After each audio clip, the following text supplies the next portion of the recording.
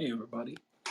Thank you so much for the opportunity to speak. I'm going to go right into it. So, what Tavion said there, especially with the format that he outlined for that particular person, that speaks to what you call accountability. And I always say to people, when you're looking at course creation, you want to model what old school education was while being in an online space.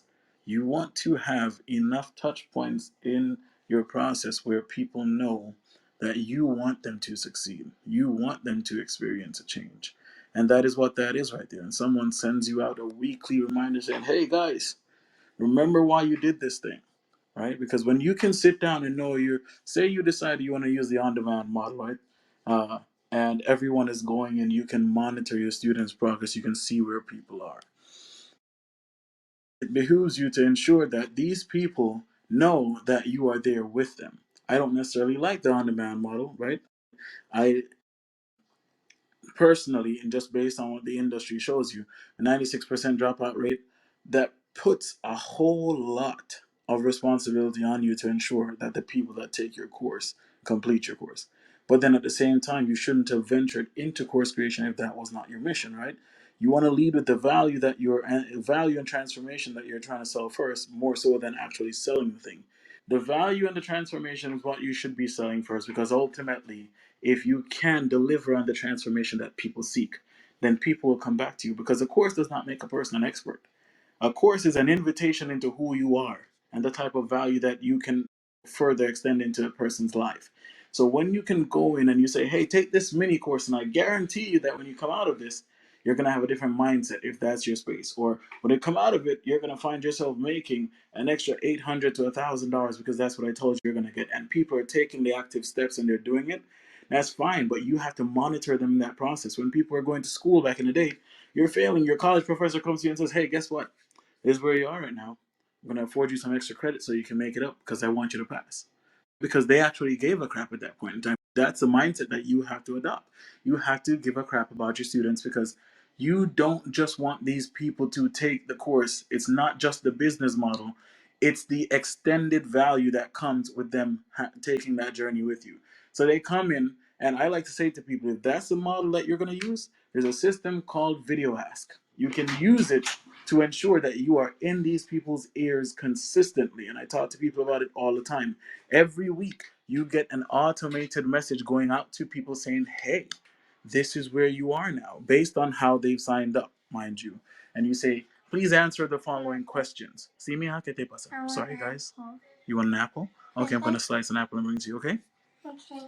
I love you. Love you. All right, bye. Mwah. Yeah. You want to ensure that when they finish answering those questions based on the conditional logic that the platform creates, that it leads them to another video of you saying, hey, guess what? That didn't meet the mark. I'm going to ask you to go back and look at this week's module, because I need you to get this thing done. And then the other one goes, hey, you know what? You got it. Great. You can move on to the next step. Bang. They go into the next sequence and they're ready to go. Why? Because they feel like Tavion's got me. He's by my side. Yeah, I'm gonna complete this thing. And not just that, with the amount of value that I'm getting right here, and the amount of accountability that I sense in his actions, I want to see what else he can do for me.